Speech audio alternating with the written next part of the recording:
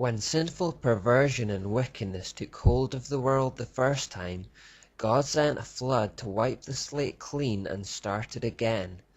However, our study so far has shown that within just a few generations of the flood waters receding, wickedness was already re-establishing itself in the world, with Babylon at its epicenter.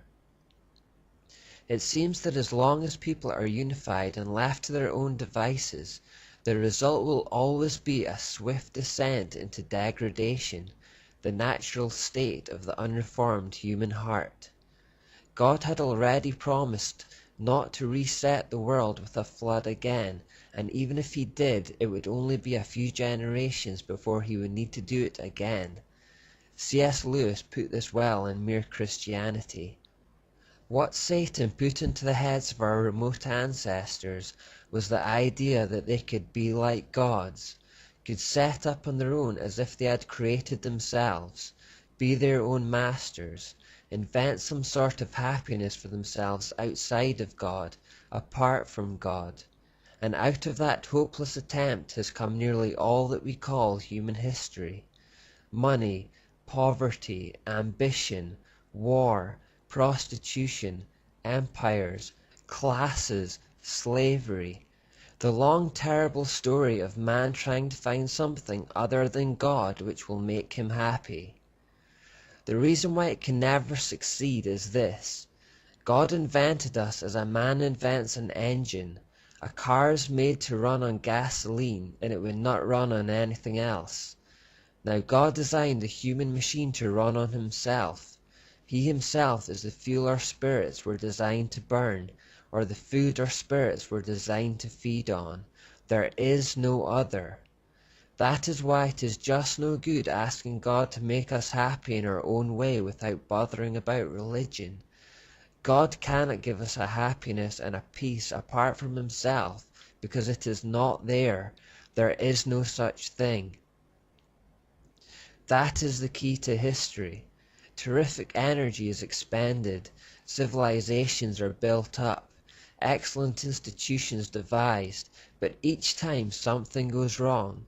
Some fatal flaw always brings the selfish and cruel people to the top, and it all slides back into misery and ruin.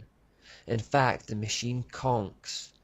It seems to start up all right and runs a few yards, and then it breaks down. They are trying to run it on the wrong juice. That is what Satan has done to us humans. To solve this problem, instead of wiping everything out and starting again every few generations, God had a far more subtle but long-lasting solution. So long-lasting that it is only now, in the 21st century, that mankind is getting close to reversing it. He said, "Come, let's go down and confuse the people with different languages. Then they won't be able to understand each other." The key to confounding the building of the Tower of Babel and the satanic agenda that it represented was to confuse their language, thus inhibiting them from working together. It brought confusion and eventually caused them to scatter, leaving their plans unfinished. In that way, the Lord scattered them all over the world.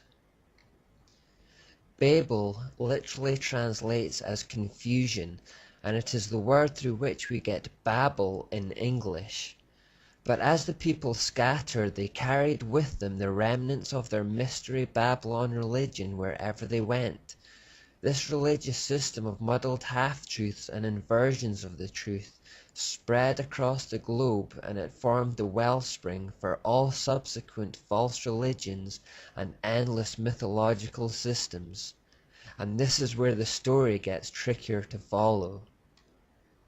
As the people scattered outwards from Babylon and into the rest of the world, the single, easily identifiable mystery religion became different things in different places at different times. Marduk or Nimrod, Astarte or Semiramis and Tammuz had already been given multiple names to represent different parts of their character, and had then developed into distinct personalities as legends and myths, cropped up around them. These distinct personalities were then assigned to various aspects of daily living.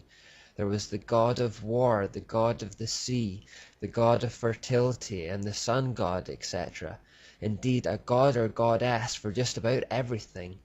So we already had perhaps hundreds of gods. But because everyone now spoke a different language and they had moved to different regions around the world, these gods and goddesses assumed different names depending on the location. In Greece, Astarte became known as Aphrodite or Athena. In Egypt, she became Isis. In Canaan, she became Ishtar. In Ephesus, she became Diana. In Israel, she became Ashtoreth. The Phrygians knew her as Cybele. In Phoenicia, she is known as Europa. In Rome, she was known as Ceres and Venus. As the goddess of Thelema, she is Nuit, Tanuit, or Anuit. In India, she became Kali. So the gods multiplied and hundreds became thousands. It's estimated that there are around 5,000 different names altogether for the goddess stemming from Semiramis alone. As I read those names, some of them will have rang a bell while others will be more obscure. Names like Aphrodite and Venus are still widely known. Others like Demeter and Cybele are now mostly unheard of.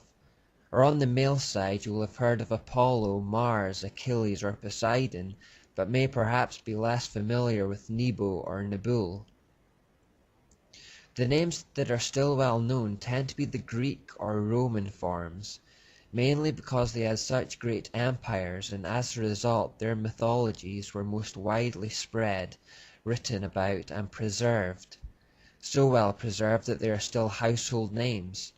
There are shaving products named after Venus. We had a NASA rocket ship called Apollo.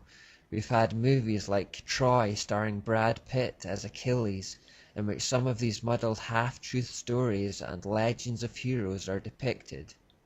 The name Europa has even become the name of a whole continent, but they all go back to just 3 people from Babylon: Nimrod, Semiramis, and Tammuz. You can see the common threads if you look for them. You will see recurring titles such as Queen of Heaven, the Great Mother, Mother Goddess, or even Mother Nature. You will see how it is just one woman under different names, and that she has existed in all cultures and civilizations throughout history. You'll also see how all those ancient mythologies contained family relationships and feuds, very often culminating in murder and incest. You'll see the recurring theme of mother and child cults that began with Semiramis and Tammuz. You'll see these threads uniting even major religions of today like Hinduism, Islam, Buddhism, Sikhism, and Catholicism.